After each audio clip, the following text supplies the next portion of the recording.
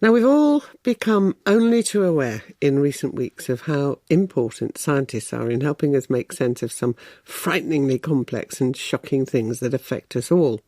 And it's obviously a very good idea to get young people excited about the role they might play if they study science. Well, dear Vincent is 12 and she's been awarded the GSK UK Young Scientist of the Year award in the Big Bang competition for her project, Microgreens from Goldfish. Well, she joined me early this morning and explained what Microgreens from Goldfish is all about. It's an experiment on finding the best method to grow organic salad cress in our homes just using a fish tank. We compared several methods and then the best one, which grew the fastest, it's called the fish water stream. I made water from the fish tank flow through a channel and into the salad cress, which grew in the channel, and it was fertilised by fish waste. What gave you the idea to do this? Well, my grandfather, who lives in a tropical country, he has a fish cultivation outside where he grows spinach in little pipes and he uses the fish waste as fertiliser as well. You did use 3 different methods. Can you just explain to me what those 3 methods were? Well, one of the methods was called the fish water wick. We made water from the fish tank go up the wick and into the plants. And the other method was called the controlled method, where we used normal water, not from the fish tank, and we grew microgreens. And the third method was the one which grew the best. It's called the fish water stream, and as I said, we made water from the fish tank flow through a channel. And how long did it take for the greens to grow? For the fish water stream, the one which worked the best, it took 7 days, and for the fish water wick, it took 10 days, and then for the control method, it took a little longer. What does your experiment reveal to us all? It shows us that we can grow microgreens without using harmful fertiliser in a very short amount of days.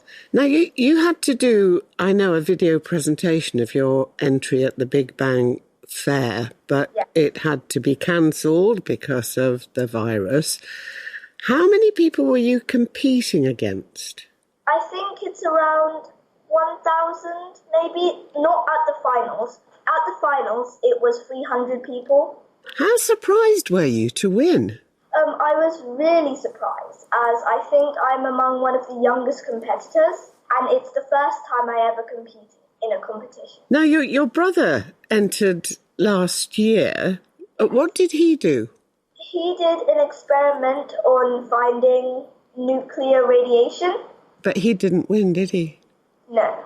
Was he pleased, do you think, that you won? Or might he have been a bit jealous? Well, he was happy for me, but just a little bit jealous.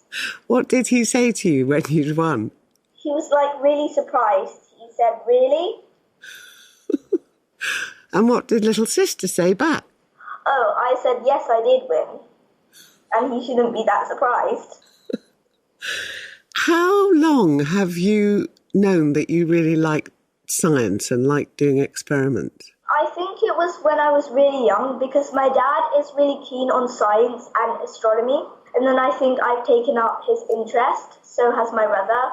So how much does your father help you with the experiments that you do, or do you do them just all by yourself?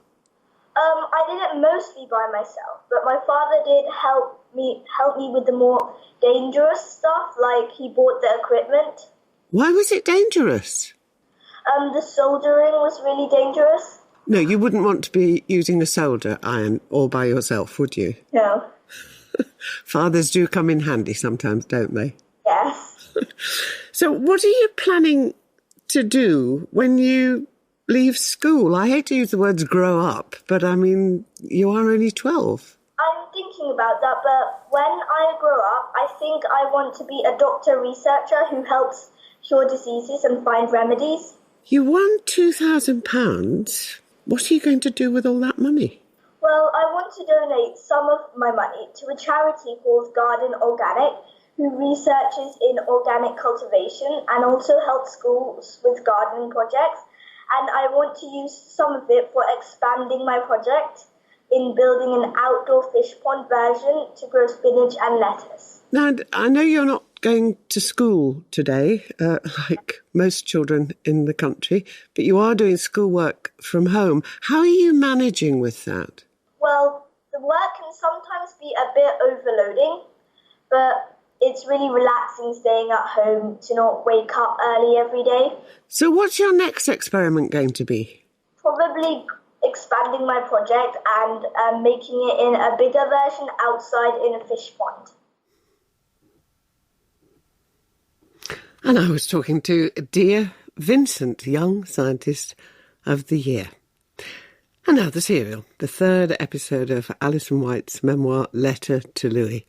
Alison struggles to communicate with Louis until, as she explained,